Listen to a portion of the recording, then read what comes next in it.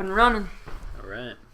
So, we've super excited to talk to you guys today. Welcome to the Connect.or.die podcast. This is Dave and Logan. Yeah. Coming at you from my living room. I think I'm going to take my glasses off. Yeah. I don't necessarily need to see anything. No, why would you? We're just talking about sex, man. Yeah, that's all we're talking about. You don't have your glasses on when you're engaging in that. Exactly, right? It just gets in the way. So, yeah. So taboo subject. Yeah. Not something that everyone loves to talk about. Yeah, which is strange. Or that's easy to talk about. No, it's super uncomfortable to talk about because it's an uncomfortable thing, frankly, especially at the beginning to do. Yeah. It's awkward and weird and strange, especially if you haven't actually had a real conversation about it with anyone else. For sure. There's a lot of expectation, and we're going to be getting into a lot of stuff today. One thing that we are going to talk about is we both read a book in preparation for this podcast. The book is The Way of the Superior Man. Yep. By what's the David Deida or something like that. Yeah, I can't remember. We'll put it in the notes. Yeah. We'll link it. But super, super amazing book. Absolutely. If you're, how would you put this? If you're a pretty shrewd, religious, hardcore person, it might be extremely uncomfortable for you. Yeah. Listen to that book. It talks a lot about sex. Yeah. And he uses a lot of euphemisms all the time. He talks about giving the world your gift and penetrating the world fully. I think I just spit on you a ton, but penetrating the world with your love and with your gift. But I think talking in that way, it was impactful for me to listen to it, because I think there's absolutely truth to all of the things that he was saying with regards to not only sex but living with purpose, and all under the umbrella of the way of the superior man, and just that idea of what does it mean to be the superior man? Yeah. What is the masculine energy? What is the full expression of the male energy and force, and what does it mean to be a man?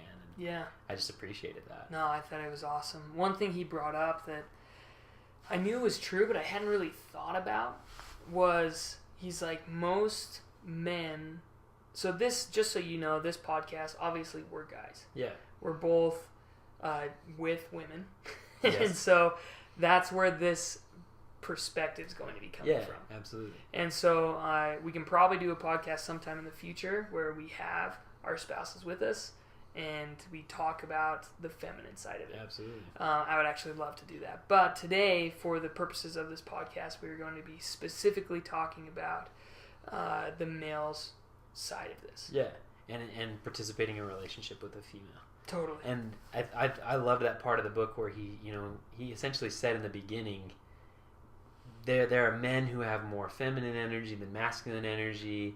There are even heterosexual men who have more feminine energy than masculine energy. So it's not like it's homosexual have more feminine and that's just the line. No, it's a mixture.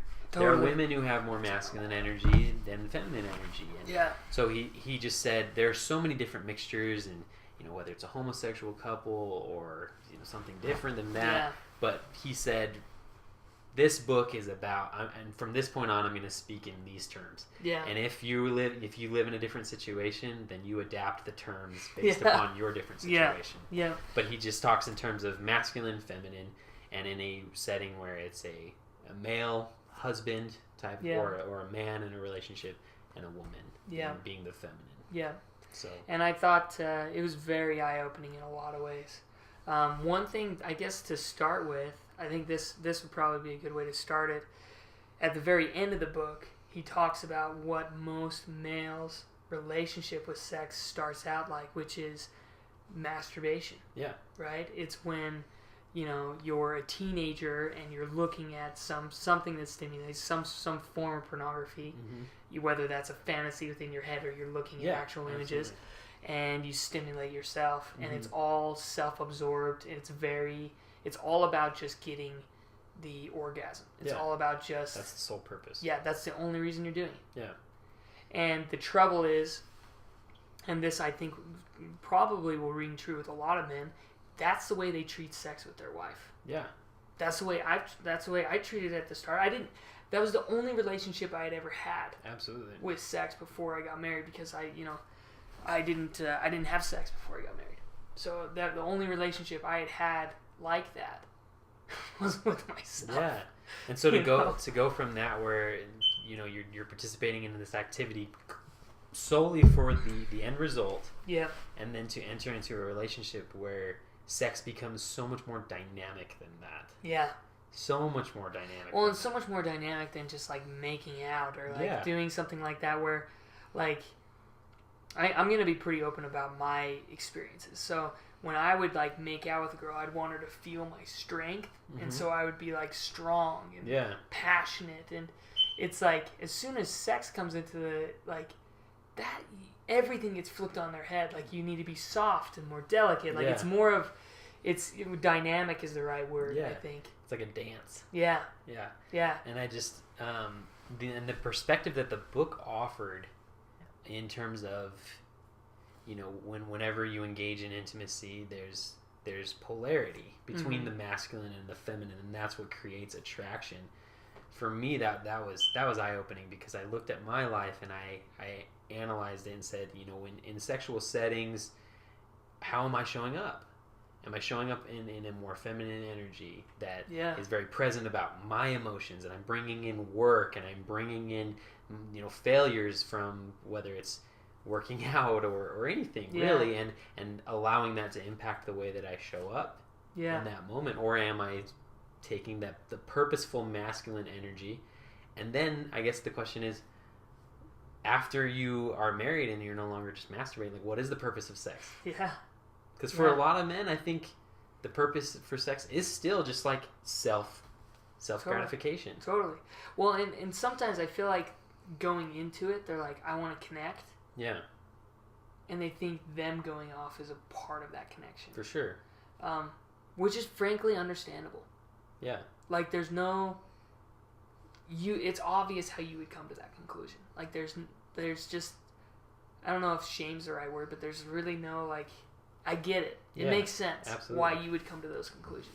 Yeah. When, in fact, just like a woman's orgasm is so dynamic, and there's like one thing I love when he talks about presence. He's like, you could get everything right for 5 hours, and if you do one thing wrong, it all just like it's a house of cards. It just And in a man's mind, you think, well, what about the track record? What about my history leading up to this moment? Doesn't any of that matter? Like, what about me in comparison to this other guy? Yeah. Like, I could be beating you. I could be using you. I could be... I'm not doing that. Yeah. It's like a woman necessarily doesn't care, because in that moment, that's what she's feeling. Yeah. And... Which is a two-edged sword, because it can suck, right? You can make a mistake and ruin the whole moment. But then you can start a new moment immediately. Yeah. That's what's so powerful about it. And that's what's so powerful about that feminine energy is... If you mess up, they forgive you pretty much immediately. Yeah. Like, and if you just continue to let that river flow rather than damming it up with your mistake, it's like it's forgotten very quickly. And like I said, for me, just as I was listening to the book and as the author was continually describing, what is typically the masculine energy and what is typically the feminine energy, I just recognized in my own relationships ways in which I was as a male trying to pull my partner more towards my way of thinking. Yeah. For instance, a good example is, and the author brings this up, of women oftentimes won't say exactly what they want. Yeah. Right. They would say, "Oh, do you want me to get this thing for you?" "Oh, no, it's fine." "No, it's not fine." Like, what a woman really wants in that situation is for the man not to even ask. Yeah. Just to do it. And the masculine energy would be the way that a fully masculine energy individual would be thinking. They'd just be like, I see this need, I'm going to fill it. Yeah. I'm not going to ask, I'm not going to talk, I'm just going to fill it. Like, it's the typical masculine energy, not to talk things out. Right. And I noticed and began to recognize different areas in my relationships, current and past, where I was pulling my partner to be more like me. Yeah. And I thought it was so interesting how the author described that if you take the polarity between masculine and feminine and you begin to become more like each other, eventually you get to this place of neutrality. Yeah. And attraction doesn't necessarily come naturally from neutrality. Yeah. Attraction comes very naturally from polarity. Yeah. But not necessarily from... And it opened up this questioning and analyzing for myself of different areas in my life and how I can show up differently to begin to get the results in the relationship that I want. Yeah. Because I do want passion. Yeah. I definitely want moments where me and my fiance were able to just like laugh and have fun together, and we're not picking at each other or trying to challenge each other, because that's a lot of what the book was talking about. Yeah. But that we are maybe a little more neutral. I think there's times when that is absolutely appropriate. Totally. And that you can have fun and be fulfilled and have really great, even intimate moments with that. Because I think about, for instance, I think about like you and me. Yeah. We've had a lot of great conversations together. Totally. And it's not physical intimacy, but it's definitely like an intimate type of connection. Right. And that definitely has its place in a romantic relationship. Yeah. But when it comes down to physical intimacy, that necessarily, like that neutrality where you're just like, it doesn't work. Who plays the more dominant one, or who, and there's definitely the dance. Yeah. Well, and that's where like I feel like communication is so crucial for both parties. Yeah. You know what I mean? Because the trouble is, and this is what I ran into, and I know that a lot of other guys do, is there's a lot of expectation going into it. And if you want to have a terrible experience at anything, expect a lot. Yeah, absolutely. You know what I mean? Like, it's be like, attached to a very specific outcome. Yeah. Well, it's like, that's why some people, they are so crestfallen when they finally meet their hero. Yeah. It's because it's like, oh, he or she is a human being. Ugh. They can't match what I had in my mind of what what expectations they've set. Yeah. Right? And that's what kills it. And so it's like, there's just so much, like, it's such a unique experience for each couple to figure out how to balance between the two. But one thing I found interesting is, because I run a business with my wife. Mm-hmm. And it finally, her business took off in such a way that I left my business. I left the work I was doing. Yeah. Because it didn't make sense financially to do it anymore. It's like, I'm making really good money and I've built my value within the marketplace, but hers is taking off right now. There's no point in me like adding all this extra flow into what I'm doing, and all this 60 hours a week into what I'm doing. Mm-hmm. If I could take 40 hours a week into what she's doing and still do 20 hours of my stuff, and we'd be able to get a larger return. And so that was an interesting thing for me to figure out, like wrap my brain around. How can I take my masculine energy and show up in our day-to-day life and while running a business together as well. So it's that's what I loved about this book was it really opened my mind to realizing in the ways that I show up in my masculine and my feminine, because me and Natalie are both pretty balanced. Yeah. Like we're both because he talked about balanced couples. Yep. I think we're probably one of those. Yeah. I think that'd be pretty accurate. I feel the same way. Yeah. Because my wife, like, she loves rock climbing. She loves, like, getting out. Like, she likes doing masculine things. I like having conversations and talking. Like, I feel talking like... about emotions. Right, talking about emotions, talking about what's going on, like, figuring out. Anyway, so I don't even know why I brought this up, but long story short, I realized in the ways that I was giving up my masculine and how that was affecting her. Yeah. That was probably one of the most eye-opening things. So because if you give up your masculine, then she is left to pick it up. To pick it up. And so if you're a guy listening to this podcast right now and your wife is stressed out or disgruntled or feeling like she has to bear the responsibility in a lot of things, understand that she's taking on the masculine in your life, and that's why she's disgruntled. That's why, like, if you're sitting on the couch and you had lost your job, but you have a job interview tomorrow, and she asks you to clean the garage, and she gets super pissed when you don't clean it. Yeah. Like, she's having to take on the masculine because she feels like you're not taking the responsibility. Yep. And I think it's important, you know, the author towards the end of the book, he mentions something along the lines of, and you know, your wife could be a CEO and you could be a stay-at-home. Yeah. It doesn't matter. Yeah. Because for a man, the masculine is finding purpose. Yeah. What is your purpose? What is your gift to give the world? And it's your purpose in life to realize that fully. Yeah. Whatever it is. And it doesn't have to be something specific. It's what it is for you. Yeah. And do you live it fully? Do you live it fully? And if you That's don't live it fully, then you're leaving something for the other person to pick it up, and that can cause issues. The other thing that I thought was really interesting is how he talked about it is part of the feminine energy to challenge. Yeah. To challenge the masculine. Yeah. For instance, one of his examples was actually a sexual setting. Yeah. In which, you know, a couple is having sex and the woman turns to the man and says, "Yeah, I want you to finish. Yeah. I want you to finish." And then the man does.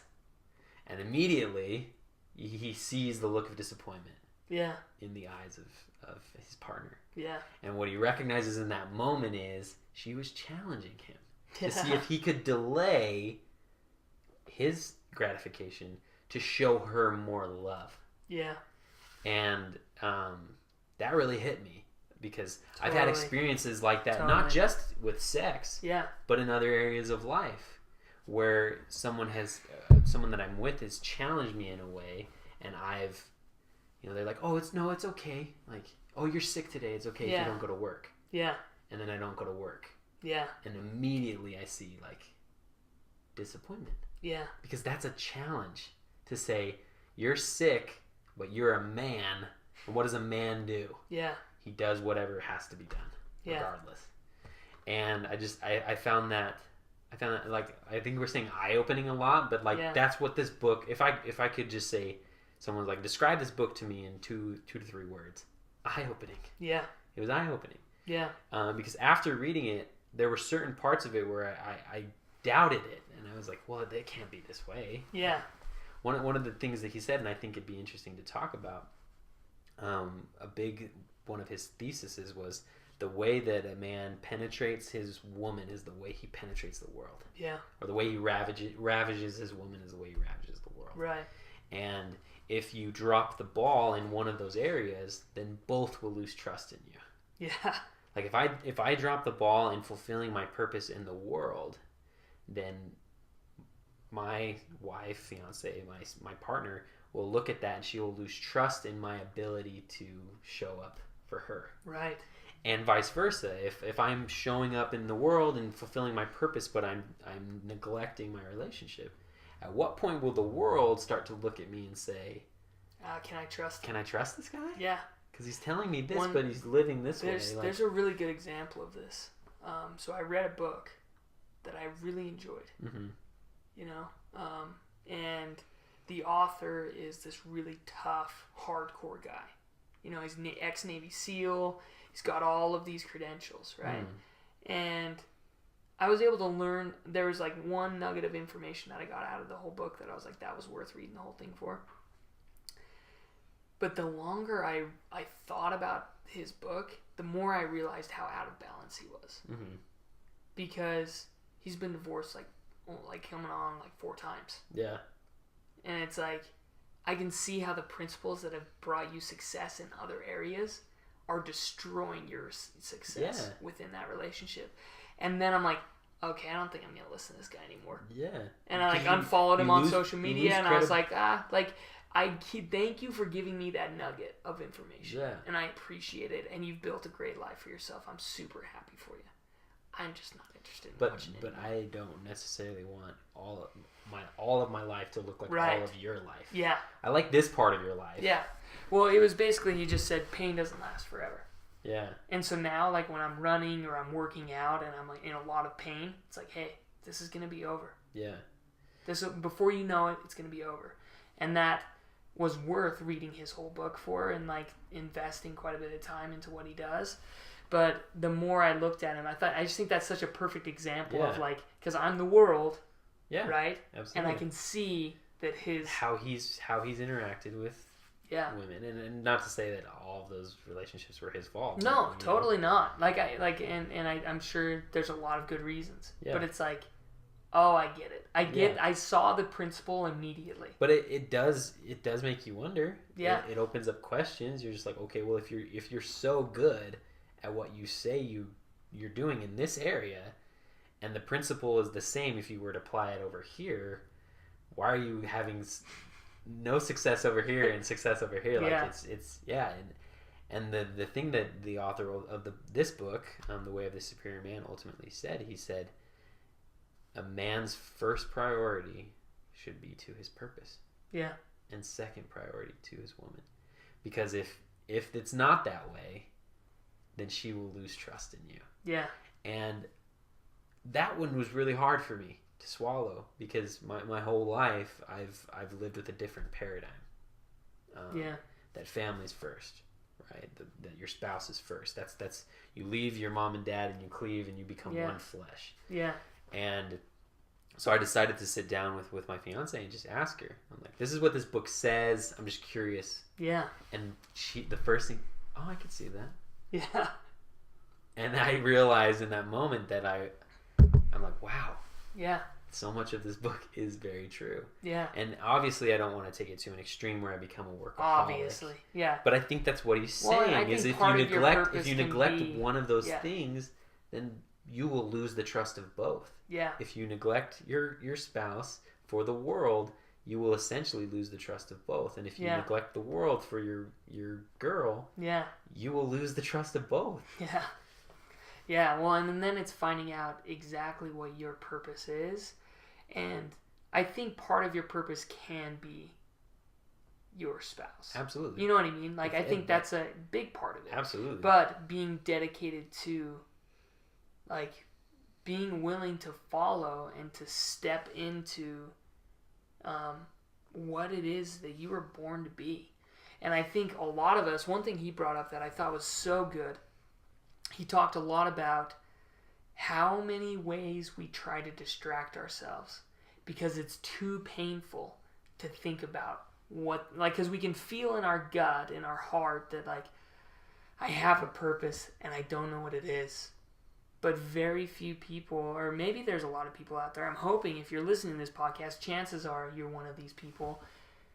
Find out what your purpose is. And if that means that you have to shut off social media, if that means you have to shut off this podcast right now and start figuring it out, if that means that you have to stop reading, you have to stop all the distractions for 3 weeks, do it. To figure it out. If that means that you have to fast for 10 days, do it. Well, that's he described like going into the mountains by yourself, only with survival tools. Yeah. And literally just thinking about your purpose. Yeah. And I thought that was so interesting. Well, I find it interesting too because there's so many these things that we do unconsciously. Yeah. Like my mom calls it the itch. She would just see like me or my dad like looking up at the mountains. She's like, "You're getting the itch, aren't you?" I'm like, "Yeah, I need to be up there." Yeah. What is it that drove me up there? What is it that drives me to, like, I just need to go hike up to this lake that's 5,000 foot elevation climb and just go be there for a little while? You know? I think it's the way that our brain looks for something higher. Yeah. And I think it's what we're all looking for. We're all looking for something higher than our current perspective. Whether it's physically, look at that mountain, I want to be on top of that so I can see what it looks like. Yeah. What all this looks like from that perspective. But it absolutely transcends the physical to something spiritual, something emotional, something that we want to constantly lift our perspective to something higher, to be part of something bigger than we are. And I think, if we were to sum up, the masculine energy is purpose. Yeah. And the feminine energy is presence. Yeah. And the beautiful thing is, how can you have one without the other? Yeah. You can't. Yeah, you can't. Can you fully be present if you don't have purpose? No. I don't think so. No. And can you fully live your purpose if you're not present? No. No. And so the beautiful reality that these two things, these polar opposite energies, have to come together. And the beautiful reality that there are, and this is just my personal opinion about gender, right, that it has been created such that there is a gender that can, for the most part, generally espouse the one side, and that there is another gender that espouses the other side. Right. And that almost from the beginning of time, I don't know when, like, historically, I know biblically when marriage started with Adam and Eve. Right. Historically, if we were to go back, like, what's the first marriage document? I don't know, but people have been getting married forever because there is this recognition of a counterpart. Yeah. Something that can complement these complementary things that are different. Yeah. One on the one side that is very like goal oriented, focused, like task, this, and the other side that's very like passion, emotion, chaos, presence, destruction, like order, chaos, and justice, mercy. Like there's all these opposites. And one thing with the Adam and Eve story and the story of the garden as well, like they found that just so you know, in terms of like how far back this goes, because I'm always interested in that. For sure. Like spoken stories like that can last for up to 25,000 years. So it's like it could go way back, way back. But I think you're totally right. And to get back to as like a masculine man, the first thing that you have to do is to own your masculinity. Understand what it is, and that's something that like only you can do, and only you can take the time to do it. Well, and let's be honest. I mean, and maybe this might sound a little bit like victimhood, but I think it's the reality. The world today is not a good place to learn what it means to be a man. Like for the most part, if you go on social media, if you watch one media, in pop culture, that's a good masculine man. You know? I mean, I think that there are. There are a few, But what is mainstream and what is out there is like you all you have to do is watch a movie and like a single mom. Yeah. Where's the dad? Well, he's a deadbeat. Yeah. Yep. Okay. Yeah.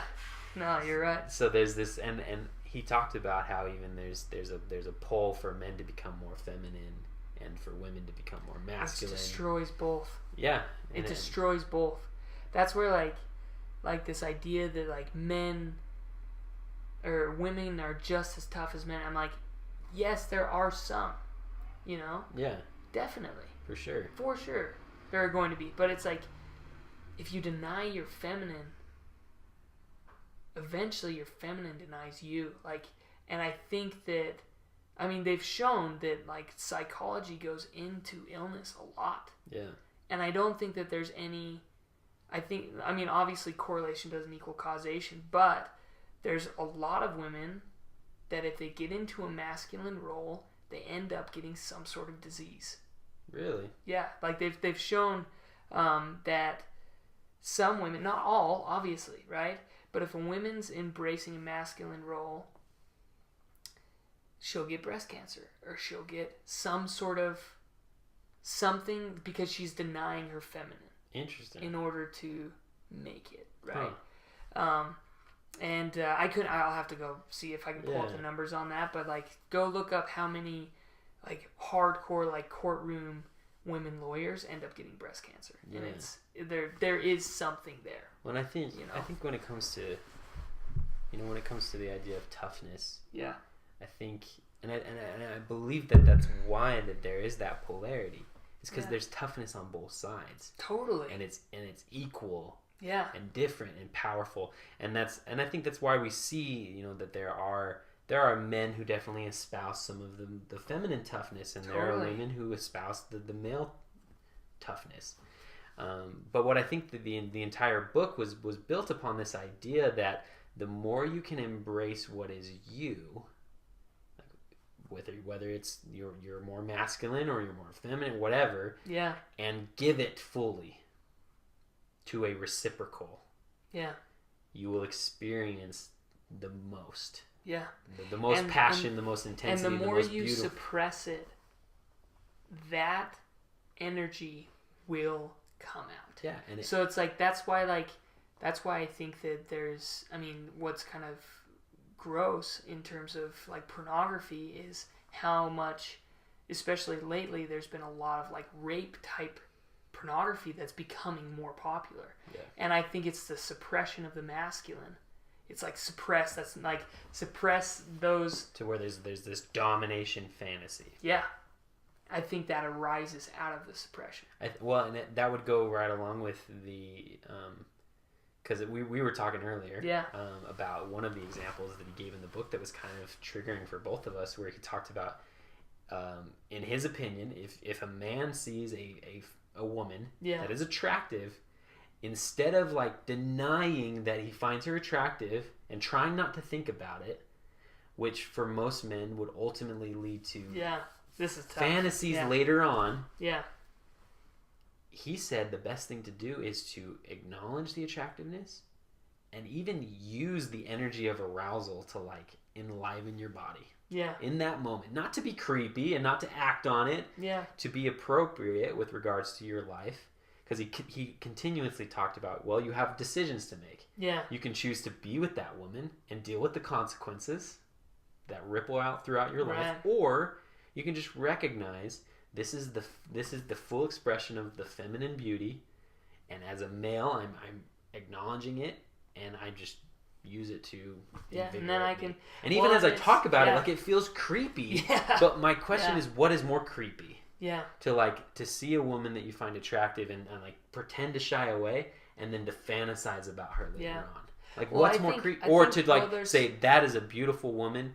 Like thank God for like feminine beauty. Like whoo, like that feel like and then to just move on, and then to move on, and you don't ever think about her ever again. Yeah. You just move on. Yeah. Like what is more creepy and what is more strange? And not only that, which out of those two would be the greater expression of love towards the person that you choose to be with? Yeah. And that's difficult.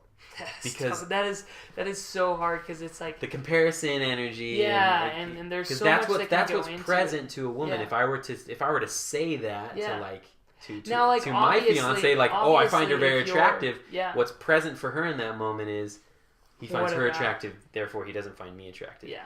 But what that becomes is a challenge for me to show more love. Right. And I loved how he kept talking about that. Yeah. If your woman challenges you, what it is an opportunity to show more love. Like if she's crazy in this moment, like emotion on her period, whatever. He described the stupid man would try to fix it. Yeah. That's what the stupid man does. Yeah. He just jumps in masculine energy and tries to fix it. Like, where's the problem? Let's find it. He said, the maybe less stupid man, but still kind of stupid, will start to ask tons of questions. Right. Well, why are you feeling that way? Like, what's causing it? Yeah. They'll bring their feminine energy into it and talk almost the way that a woman would talk with her girlfriends. Right. Or the way of the superior man would to view it as a challenge and recognize she's feeling these emotions right now. That's what's present for her. Right. How can I introduce what she really wants to feel, which is love, and like it's a challenge for me to make it so blatant that it's love, that's what becomes present for her. Yeah. And it's like, wow. Yeah. That is beautiful. Well, and I recognize moments when maybe maybe my fiance is looking for like a girlfriend. Yeah. And I can fill that role and ask questions in that way. Or maybe she is just looking for love. Yeah. And it brought it into my consciousness to just begin to think about it more. Well, what I loved about some of this, so there's a few things that I want to talk about. So first is like, I feel like it's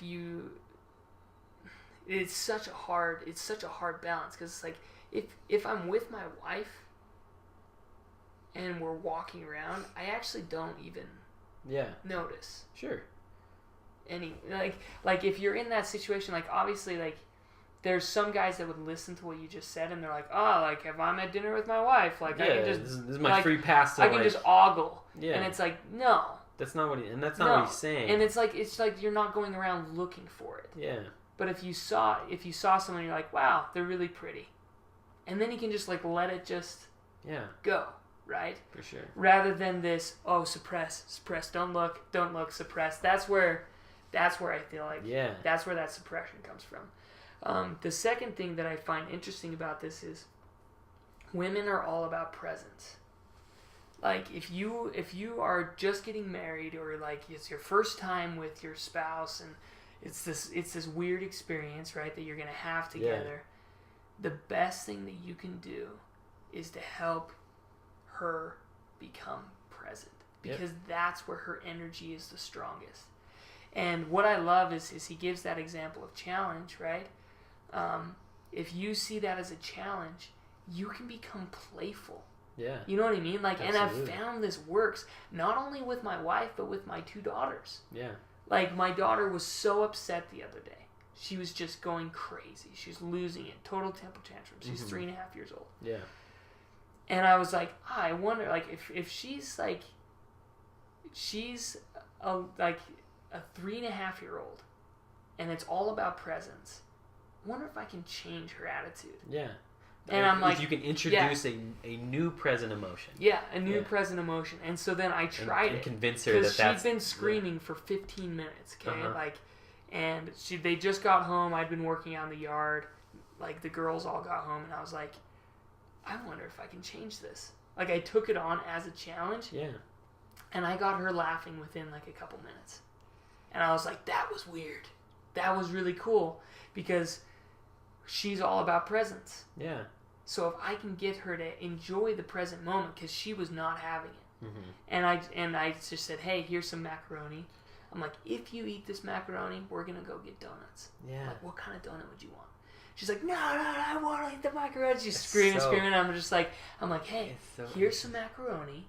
Yeah. If you eat this macaroni, we will go to get a donut. What kind of donut would you want to get? And she, she screams. I just kept introducing it. And I'm like, hey, you can choose whatever you want. I'm going to put the macaroni out here. If I come back and that's empty, you and me are going to go get donuts. What kind of donut would you want to get? She screams some more. I'm like, okay, I'm going to leave it here. You choose. 3 minutes later, the macaroni's empty. And she comes over. She's like, we can get donuts now? Yeah. I'm like, yeah, we can. Let's go. That's awesome. You know, so as a masculine man, like, the way that you approach the feminine energy, like, you can be playful, and the more playful, I feel like, the better, because that's a way for you to interact with the feminine in a way to help change things. So more often than not, the response from the masculine is to get irritated. Yeah, and to try to fix. And to say, why can't you think the same way I do? Can't you see all the ways I've been sacrificing? Like, you're sad. Do this, and this. If you haven't done it, then I have no sympathy for you. And because that's how we interact with other men. No, I don't want because to. Men, it's like, why don't you want to? Like, it's gonna fix it. Like, because men want to be challenged with their purpose. Yeah. And so when you're interacting with other men and you have a dude that's like, bro, you're not showing up, like, and you're challenged. Yeah. It works. They'll rise to it. Yeah, and oftentimes you can remember all the ways that guy, like, you remember the track record. You're like, oh, that guy shows up for me. Yeah. Like, even if a guy's being a dick at the time, it's like, oh, he shows up for me. He's a good dude. For sure. You know? The feminine energy is completely different. And so the beautiful thing about it is you could have screwed everything up for the last year. You start today interacting with the feminine energy correctly, figuring out, like, oh, like, this experience is different than what I thought it was. And, you know, your wife gets home and she's stressed out of her mind, or your spouse gets home and stressed out of their mind, and they've been working all day and they're exhausted. And rather than trying to fix the problem, you just walk up and you say, hey, we should go to the movies. Yeah. I don't want to go to the movies. You grab her, pick her up, give her a kiss, and say, let's go to the movies. Yeah. Change. As opposed to, hey, what do you want to do tonight? Yeah. You provide, because the masculine energy is purpose. If you can provide purpose, she can help you provide presence. Yep. Like, when me and my wife go, we hike a lot. We do a lot of traveling. And so, like, we're hiking with the girls, and I'm sweating, this is terrible, and it's like, and I have to carry the girls plus all the water plus most of the food. It's like I've got 45 pounds minimum on my back every hike we go on, and I'm like hiking up this trail, and then Natalie would be like, look at that, like she'll provide presents. Yeah. Look how beautiful this is. I'm like, wow, it is beautiful, and I would have missed it because I was so focused on purpose for sure that I was missing presence. Yeah. And so there's just such a power in both of these energies. And the culmination of those two is when and that intimate how they complement each other, how they inspire perfectly. the other. Yeah. And I think that was what I took most from the book is that, you know, whether we call it masculine, feminine, whatever. I don't even know if that's necessary. Order and chaos. If those words like offend you, whatever, change the words. Like, yeah. But it's an acknowledgement that when you can like the light and dark side of the force. Yeah. If you want to. We won't specify which is which. Yeah. But when something manifests itself over here on this side, whatever you call this energy, it's an acknowledgement that the best way to approach it is something over here. Yeah. It's not like a compromise in the middle, because in that moment, this side wants presence, this side wants purpose, and the best way to meet both of them is for these two to interact in the fullest expression of who they are. Totally. Yeah, and the trouble is what we typically do is suppress. Yes. And the act of suppression destroys everything. I think not only do we try to suppress, but I think we try to create sameness. Yeah. We say, well, I view the world this way, and therefore it must be the best, because I think we all think that way. Totally. I mean, if I thought a different way of viewing the world was better, then I would adopt it. Change the way I would adopt it. Yeah. So I've kind of gotten to this place where the way I view the world right now, I think is best until something better is introduced to me. And I kind of lost where I was going with that. But yeah, the idea that these two forces are complementary. Yeah. And when you see a manifestation of one, the best way to deal with it is not to suppress it or to try and change it into this energy. The best way is I bring my energy, you bring your energy, and we work together. Well, and then it comes back to the scripture that you quoted at the beginning. Like to leave your you said to leave their parents, right? Yeah. And to become one flesh. Yeah. That's how you do it. Yep. It's not about denying the sides of yourself that are really there. It's about embracing those, understanding them, understanding like the feminine and the masculine within yourself, understanding where you can give and take, and it's just so much more dynamic than you know, like that's one thing that drives me crazy is this constant hate, specifically from like hardcore feminists, of this toxic masculinity. Gillette just did a commercial, toxic masculinity, bullying, like all this stuff, and it's like you're obviously there are guys that are jerks, that are dicks, they're terrible people, they're weak men. Men like Harvey Weinstein is a weak man. That's not someone embracing masculine energy. Mm-hmm. That's someone who's weak and dominates and suppresses. Yeah. That's a toxic person. Yeah. The masculine energy is not manipulative. No. It's embraces. Not. Yeah. It's and I think that should be the goal. Yeah. The goal should not be to say, well, this is masculinity, let's put it in a box and has all these terrible things. But what really is masculinity? And what really is femininity? Yeah. And to recognize that neither are changing. No. I mean, you can definitely learn and grow, and what I've felt in my life is that the more that I can understand the feminine, and even put myself in the mindset of the feminine, the more that I can then act towards it, and the more that I can use my masculine to complement. Yeah, to complement it. Yeah. And so I definitely understand the reasoning to maybe kind of meet in the middle. Right. But we can meet in the middle and then be ourselves. But if you meet, you know what I mean? Like if you meet in the middle and then be ourselves. Like, yeah, it's like the trouble with meeting in the middle and like compromising to meet in the middle is it destroys both. Like it's such a and I feel like the subject that we're talking about, we're probably going to have to do like 10 podcasts to even like scratch the surface because if you really like the only thing I can think about now, because I've studied history a lot, is like Maoist China, right? They took away genders. Mm-hmm. They took away like everything. Women couldn't wear makeup. Everybody wore the same outfits. And they look the same way. Yep. Everything's gray. All color is gone. Variety's been stripped. And then they kill 100 million people. Like, that's obviously an extremely dramatic example of this. Yeah. But it's when you strip our differences, like when you try to make everyone the same, and you say like, well, aggression is learned. Yeah. No, it's not. Aggression is innate. Mm-hmm. Peace is learned. Peace needs to be there, right? But for two men to interact with each other, and I think this is where some forms of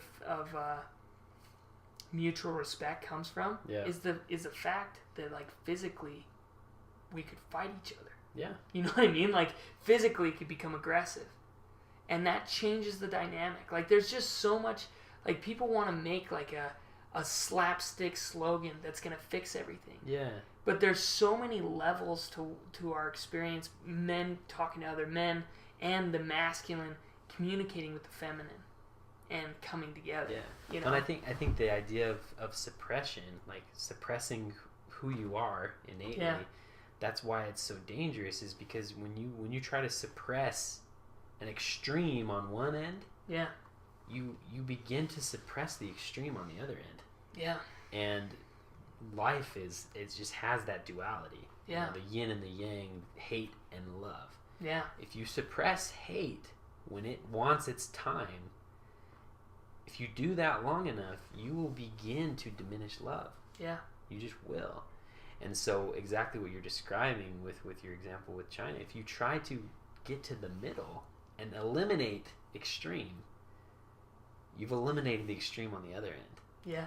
And bliss cannot be accomplished in neutrality. Yeah. Well, and then I start to look at our country and what we're going through. I'm not going to get like political, but it's like obviously there's turmoil. For sure. And it's suppression from both. You can see it. Yeah. You can see it in people, like how illogical they are and how crazy people are right now. It's like it's that duality, and it feels like it's creating more turmoil because the masculine is trying to control the feminine and the feminine is trying to control the masculine. As opposed to living in harmony with each other. Yeah. And the full creation or the full realization of what those two forces together could be. Or they're trying to suppress the other, right? Yeah. Like this. If there's unity between the poles, then that's I feel like the most beautiful expression of what life can be. Totally. It's not suppressing the poles. Yeah. When you look at a true piece of art, right? It's the embrace. It's embracing the masculine and the feminine, or order and chaos. Yep. It's right in the middle. It's like this beautiful thing that you see. They use pieces of both. Yeah. And it's. I mean, you look at your life. Yeah. I mean, I think of your story. Yeah. Like with your brother and with Olivia. Yeah. Like the contrast of death and life. Yeah. And the terrible nature of it, but also the beauty of it. And the turmoil that comes from it, but also the peace that comes from it. And I think the more that we can get to a place where we become authentic and connected with who we are and what we have to offer, and we live in the full expression of that. And then that's kind of what I took away from the book, is that will be the greatest life. Yeah. That you will have the greatest relationships if you're able to understand the forces at play, and you're able to use them appropriately. Right. I think that's totally... That's all it is. Yeah. Yeah. And that brings up the idea of stoicism and a few other things which we've talked about. Yeah.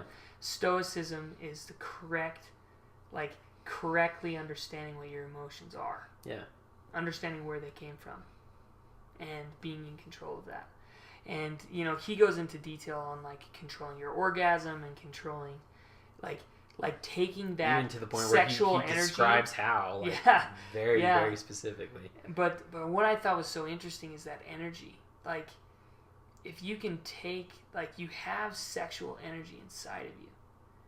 If you can take it and begin to move it around in other parts of your body rather than just your head or your genitals. Move it around, have it become more dynamic and become a part of your energy and your vitality, When he talks about, I'm sure you've experienced this, I know I have, when I see my wife and she is embraced in her feminine energy. That was the first time I saw her. She was up singing in front of 100 people. I saw her embracing who she is. Mm-hmm. And it was such a mixed bag of, you could feel it was this beautiful kind of, there's a little bit of sadness to the song. And it's you could see the pain and you could see the expression of beauty. You could see everything. Mm-hmm. And I remember I was in another room talking to another girl and I heard it.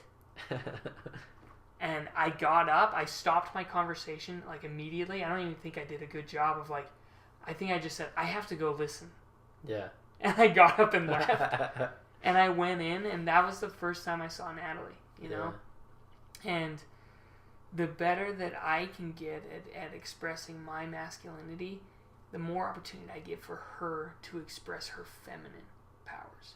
And the more you draw from her, the more she can draw from you. Yeah. And I think it's just such a beautiful thing.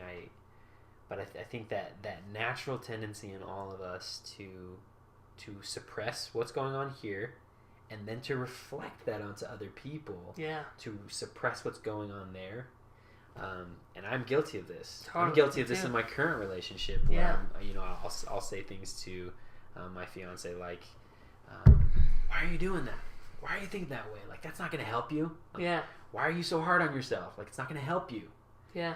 But if I am to understand that is her feminine energy expressing what is most present and important to her, and the best way that I can help her and live with it and have the most beautiful expression of love and intimacy and connection is to love her. Yeah. Is to take it as a challenge. Yeah. And to love her.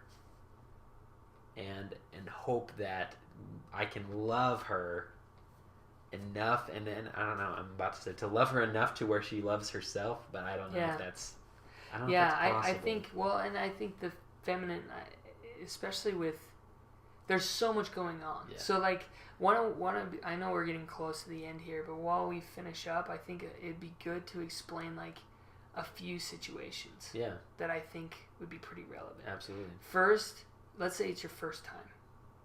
Understand she's not thinking about you, or she's not just thinking about you. Yeah. She's thinking about how she smells, how she looks, what you think of her, what you think of her naked. You're thinking, she's thinking about a lot of different things. Are the dishes done? What does she have to do tomorrow? Yeah. Am I busy? Some crappy conversation she had with a friend earlier. Right. She's thinking about all those things. And if you are too much into just trying to get orgasm, completion, then you're going to miss bringing her into that, which is going to create terrible sex. Horrible. Yeah. So your job as a masculine is going to be helping her live in her femininity, which is present in the love. Yeah. In the love. Yeah. And that means that you talk to her. That means that you ask her, hey, be right here with me. That means that you have these kind of conversations while it means that participating. You did the dishes. Yeah, that means you did the dishes. That means... And I did a yeah. marriage and family class at BYU, Yeah. and I'll never forget the teacher. He was just a really funny guy. Yeah. He had great insight. He said, "You want to know one of the greatest practices of foreplay that you can ever do, men? Do the dishes." Yeah. Yeah. Clean the house. Yeah. Like, if you want to have really great sex, like, clean the house. Yeah. Because if you can create a situation where your partner, your woman, right, because that's what Yeah. we're talking about, Right. comes into the house and there is nothing Yeah. that she would normally think about. Oh man, I gotta vacuum, I gotta do laundry, Right. the house is a mess. If you can eliminate that, then you have eliminated barriers for her presence. Right. In the love that you will hopefully that if that's your goal, Right. get to. Right. And I think that, so that's I think the first situation. Like, if you're just starting out, start there. Yeah. The second situation that I think we should talk about is, this is an opportunity to connect. If you don't do those things, you could sow disconnection, and sex could be one of the most disconnecting experiences you've ever had. It's the worst. It is the worst. It's the worst. Like, when she's giving it to you because she just feels like she has to, because you've been asking for it for a week, and you're doing it, and you're like, and then she just wants you to just finish. Yep. And you're like, oh, I just guess I have to finish. And it creates, while and then the afterwards most you both roll over to your sides and you're just like, all right, good night. Yeah, so yeah, that was terrible. Yeah. And It like doesn't even feel natural to say I love you. no, Just... it's like, it sows disconnection. Recognize that. And if that's the experience that you're having, and you think that she should just get on board, wake up. Yeah. Seriously, like, this isn't an opportunity for you to show your dominance. Yeah. This is an opportunity for your masculine energy and her feminine energy to come together in something extremely powerful. And not only that, but not only are you going to deplete her, you're depleting yourself. Yeah. If you're just having sex in order to have orgasm, you are depleting yourself. You're literally giving up a part of your life energy. Yeah. In order to do that. Yeah, and I think in that situation, I think one of two things is possible. I think it's possible that both, but I'm going to specifically focus on the man, right? Because that's what we're talking about. You're not expressing your love to your highest ability. Totally. And that is being, not only is that the case, but it's being felt. Yeah. The woman can feel it because she's the presence and emotion. Those are the feminine qualities. Totally. And women are very in tune with their emotions and what they're feeling and why and all of that. The other thing is, the other possibility, and I think this is important to recognize, you are expressing your love to your highest ability and it's not being received. Yeah. And if that's the case, then there are either some things that need to be fixed on the other side, or what the author of the book said is, why are you with that woman? Yeah. And I think that's a harsh thing to say, but absolutely it's possible for one side to be doing everything and for it to not be received on the other end, and it's possible from the other end as well, the feminine energy to do everything and not be received by the masculine. And what I've noticed, that happens most often when I am here. Yeah. In my head, thinking of me, selfish. Right. Even if I'm trying to figure out my own mess so that I can live more in my purpose, so that I can show more love, it doesn't matter. The moment that I get out of here and start just living. Yeah. And even embracing the idea of presence and purpose together. Right. It flows so much easier. I stop focusing on problems and I start seeing solutions. And but I think that is important to understand, because no amount of I truly believe that no amount of love from an outside source will ever make up for a lack of self-love. No. It just can't. Totally. It can't. Totally. And I agree with that 100%. Yeah. And I just think...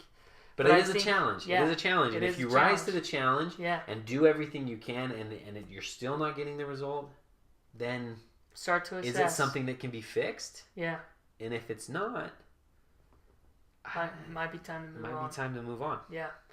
And it's and that's and that might be difficult. Yeah. I don't know, if you're in a marriage, and yeah, it might be a difficult thing. But if the other side is recognizing what's going on as well and not willing to fix it, not willing to do what it, I don't know. That's a tough situation. There's nothing you can really do. Yeah, and all you can do, I mean, really is, take care of yourself first. It's like the idea of cleaning up your room before criticizing the world, right? Yeah. Like, make sure your room's clean. Yeah. Make sure that you understand, or you're taking the time, which means turning off the game, taking the time to live in your pain long enough to find out what it's been trying to tell you. Yeah, to learn the lesson from it. And be like, okay, I get it. This is what my purpose is. I understand now, and now I'm going to move forward on it. And maybe the purpose isn't totally clear yet. Move forward on it. Take action on it. Absolutely. Live in that. And then as you do that and you begin to give your gift, then that's going to create a line. Yeah. And either she's on board or she's not. Yep. And that's a tough thing to do. That's a really hard situation to be in. And I can't give any other advice besides figure yourself out.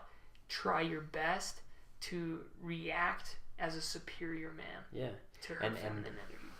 And ultimately, the way of the superior man is to live purpose, to give love, not only to the person you're with, but to the world in the most full expression possible. And if that's not happening, then why is it not happening? Right.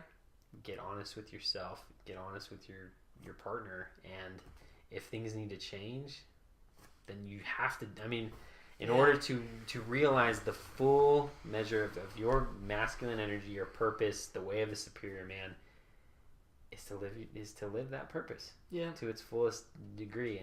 And like I said, I even went to my fiance and said, "Is this how you?" That sounds about right. Yeah. And it's like, okay. Well, and then when you start thinking about situations, and it makes sense, Yeah.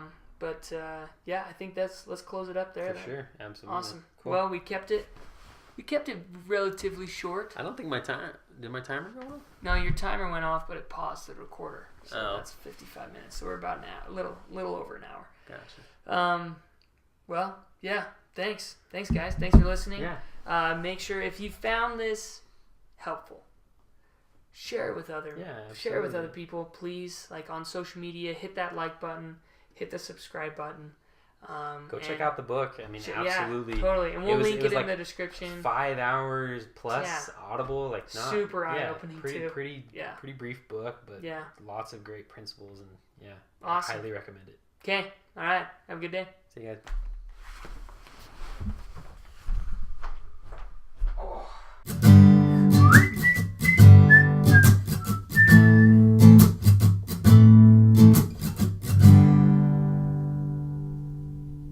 Hey everybody, thank you so much for listening to our podcast, for being a part of the Connect.or.die Nation. Make sure you subscribe to this page, hit that bell so you can get all notifications when we have new podcasts. And in the description is all our different social media accounts. You can go and follow us there. And remember to be honest and go out there and connect.